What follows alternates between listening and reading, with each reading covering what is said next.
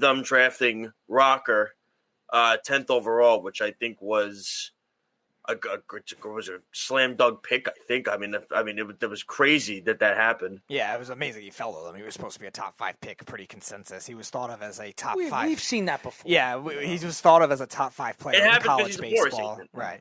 He was something that was very surprising. Maybe that was a reason the team stayed away from him. Maybe he wanted too much money, because a lot of the times with baseball drafts, it's very weird because they can go back to college. It fits like a glove, him going over there with Cohen. So yeah, so maybe there were other factors built into that too that you don't see. Apparently, he tried to what I saw was some were saying he was trying to sabotage it, where he didn't want to go to a small market team like Kansas City or anything. He wanted to be in New York in a big market. He didn't want to go to Kansas City. He didn't want to go to Detroit. He didn't want to go to any of those cities. He wanted to be in a big spot, and I think it was a home run for the Mets to be able to get another. Yeah, but we always say that, and as good as he is when he was in college, that doesn't translate always into the end. But lately, if you look at the last couple of years and the draft picks in MLB have actually, and I didn't realize this, they've actually gotten better. If you see it now, a lot of them that are coming out now are getting a lot better than what they once did years and years ago, especially when you take a college kid rather than like a high school player, all right? Because kind of what you're getting to a standpoint, because you're facing, I think, upper echelon talent, whereas in high school you're facing sophomores, juniors in high school. It's a different situation. Like Mickey Moniak, right? Mickey Moniak went first overall. What a name. Mickey Moniak. Mickey Moniak. And Mickey Mouse. I literally cannot believe Moan and act. He's literally still in AAA for the Phillies. He's been there for like 6 years now. It's absolutely insane that, and he did come up, and he was bad when he came up. He wasn't great, but I think for the Mets, they have, I think they'll make one blockbuster move. What is it going to be? I don't know. And then I think they'll make some minor, smaller moves. Like I could see them going after like a Tyler Anderson from Pittsburgh, who has he's like a 4.5 ERA. Then right now Zach Scott said starting pitching is their number one need. DeGrom is throwing again, so they expect him to go by next week. Carrasco's coming back. The biggest thing is Tyler McGill. Yeah. Right? Mm-hmm. Tyler McGill has really come up here and has really produced well. I've heard him in a bunch of rumors now, but that's how much he's emerged. But Speedy, I think I talked to you about it. I brought up an interesting comparison to Tyler McGill, and and you were like flabbergasted at the comparison. Remember when I told you he reminds you of John Maine, where he gives you because I hadn't heard the name John Maine in 20. He gives you 5 or 6 good innings. He'll give up a home run or a 2. But he gives you 6 solid innings, 5 solid innings. John Maine was decent. He was pretty good, and that's exactly who I think Tyler. That's exactly who I think. I believe it was. I think I want to give credit. My brother's the one that I believe said it first, and I didn't think about it. But that's a really good comparison because remember you have to understand when Maine was pitching. He used to pitch 5 innings, 5 2/3, and he would have a solid start. He would give up a run or 2, a couple of hits. But he was good. He was decent. And now the Mets add Rocker. They have Ginn. They have Allen. They're getting that pitching surplus where it once was again because they needed pitching, right, in that farm system. And that farm system was ranked, I believe, 14th in the league. I think it's now going to go up now with Rocker getting picked. It probably 11th. Well, it also depends on who moves up, too, though. It's definitely going to be, I think, top 10 at this point. I think it should. I think the Mets are in. It really doesn't matter where you're ranked. It all depends on how they turn out to be. Yeah, that's that right. Like honestly, I mean, look at the Yankees. The Yankees had the best top 5 farm system for how long? And some of these players came up, and some of them. I know Frazier, even Torres is struggling this year. Listen, it happens. I'd say at least the good thing with the Mets have done to a standpoint. And again, I'm not. With the Mets, when their guys have come up, they've actually produced, which is a nice thing. Like Conforto, Nimmo, Syndergaard before he was hurt, even Harvey in the beginning. Question is long term. What are you saying? The Yankee players haven't? No, not at all. No, I think the Yankees. No.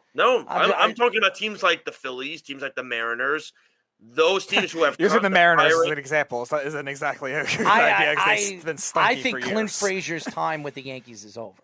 I do. I think he's marrying hot models. That's what he's doing, baby. I think Clint Frazier doing. But I think the Mets are in a good spot right now. Listen, they have. He's too busy sitting at home because he has something wrong with his equilibrium. You know what I mean? That's the Yankees are letting him sit home because he's like, oh, I can't see, I can't walk straight. Oh, I got a headache. Give me a break. The Mets had a crazy stretch, and both of you know this. They had 33 games in 31 days. I mean, that's ridiculous. And they had, I believe it was 3 doubleheaders. I think they've played 12 already this year doubleheaders. They already had 12 double, and they have another one Monday. Yeah. And they're on pace, I believe, break the record. They have they have a couple due late in the season too. I think with the Phillies and the Nationals. I want to say. I think the Nationals another one too late in the season. No, I thought they had. Oh no, the one in Washington. But let's be honest. The Mets have not played well since the All-Star break. They have not. No, they haven't. They lost. And Pete Alonso, ever since he's won the home run derby, he hasn't hit one thing. Actually, that's not true at all. In Cincinnati, he hit 4 home runs this past 3 days. I'm sorry. One game, he hit 4 home runs. It wasn't one game. He's had a good last. Let's see. Speedy, you know this. He's had a good last 3 or 4 games. Let's go. Let's look at the Cincinnati series. He's definitely been good. He's one of the few guys that have been. He's got I believe 19 home runs and he has his average above 2. I believe it's near 250 now. Yeah, the main concern with the Mets has been one, obviously their bullpen woes, and 2, like Carl was alluding to earlier. It's really what happened to the defense. It's really Pete Alonso. First of all, before the All-Star break, he had 17 home runs. He had two home runs, okay, because he has 19 home runs. So he didn't hit 4, he had 2. Okay, so before the All-Star break, he had 17 home runs. So he's hitting that, but listen, where his average once was. I understand that, but Pete Alonso, and like I said, out of all the Mets, and everybody knows, I am a huge Pete Alonso fan. I love him. I think he's the face of the team. I think he's the face of the organization. I think everything he stands for is great. He's a great person, great player. It's everything what you want for a guy to look up to. The problem with him is. His problem is he's so outspoken. He says a lot of stupid things.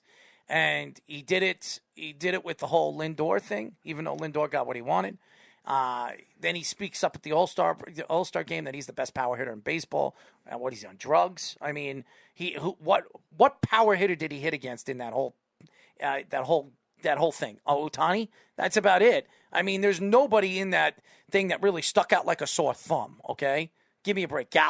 Joey Gallo. Well, he's a good power hitter. He's just not good at everything else hitter. Joey Gallo is an overrated power hitter. He's not good. Yeah, he's a power hitter, and he does nothing else good. He's not a good hitter. He's not a good He's a 200 hitter that hits home runs and strikes out a ton.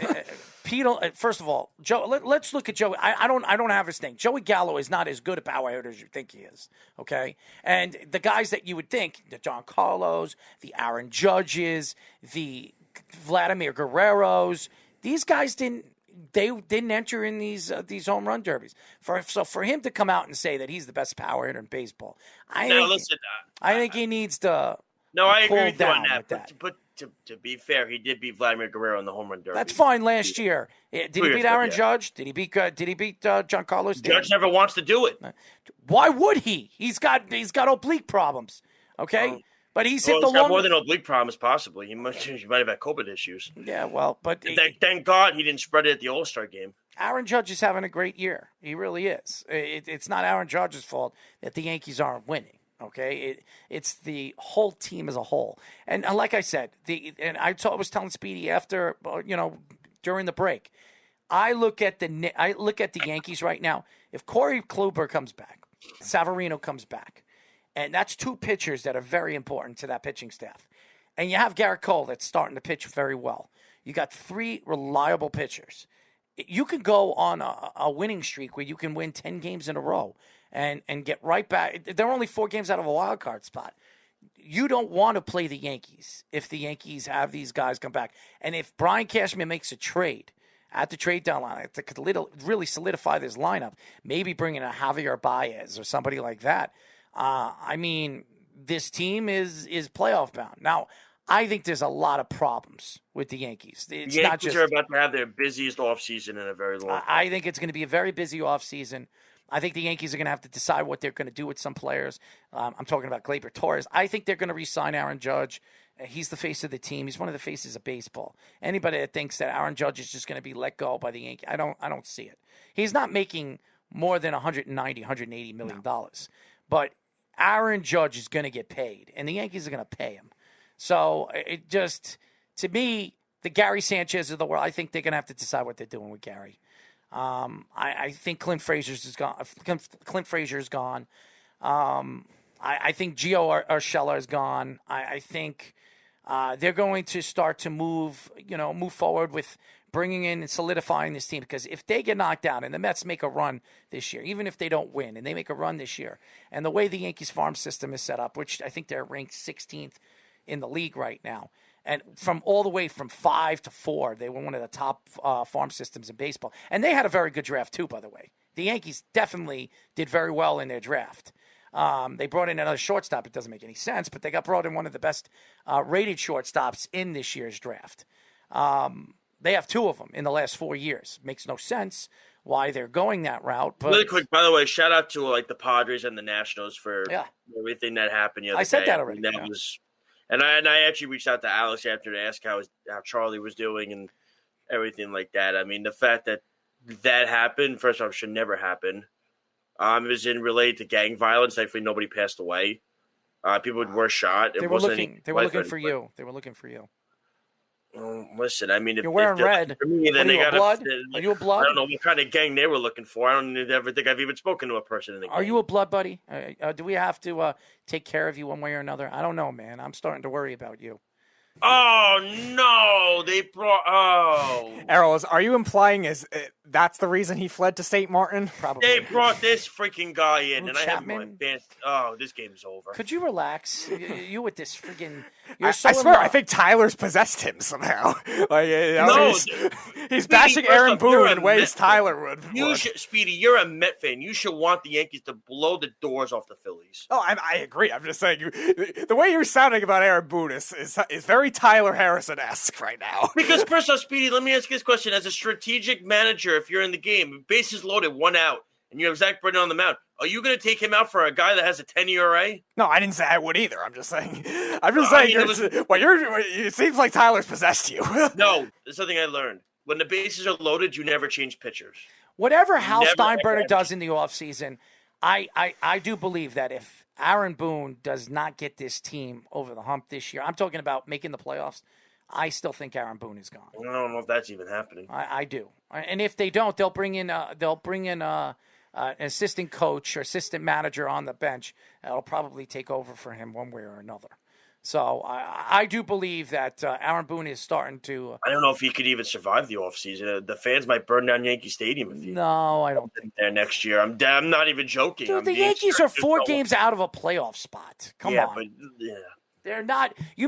People make it seem like they're like 9-10 games out of a play. They're not. They're 4 games out of a wild card spot. They go on an 8 or 9 game winning streak. They could be 2 or 1 game out of a playoff spot. I mean, that's how quick it can happen. So I'm telling you, with Kluber coming back, fast as light. With Severino coming back, that can absolutely change the fortunes for the Yankees. And I think the Yankees are hoping for that. Kluber should be back in a week. And Severino could be back in, by the end of the month, so it's we'll see what happens. I with baseball, you just never know. And you jumping for joy listen, the Mets win the division. They don't win the division. I'm not jumping for any joy. If you read my stuff on Twitter, I've been pissed off about this team the last few weeks. Pissed. Well, listen, not happy. They're not a championship team yet. No, now they're not. Absolutely, they're not. They're not. I don't think they are. They have flaws. They have deficiencies, and that's why. Listen, that's what the trade deadline is for, right? It's meant to fix those, and I think you hope, winning 2 out of 3 against Cincinnati. You hope that gets them. They have a day off tomorrow. They come back home again. Hopefully, they jumpstart something with them. They need starting pitching. They need guys. They don't have enough guys right now. The other thing is, though, too, the other end of it, you have to hope that these other teams that are in front of them don't make trades either, because they could get better too. Now, which like the Dodgers and the Padres, right? And those they have prospects they could trade. The Padres and Brewers both have money. I would not be shocked that the Padres got Joey Gallo. Milwaukee, they're still ahead of the Mets right now too. I trust Milwaukee in the playoffs over the Mets right now too. That's fine. You can, but at the same time, I look at it this way: Milwaukee desperately needs hitting. Their lineup is atrocious. Milwaukee needs desperately a lot of things, but it's not his pitching. I mean, you saw it with Burns and Woodruff. They still lost that series.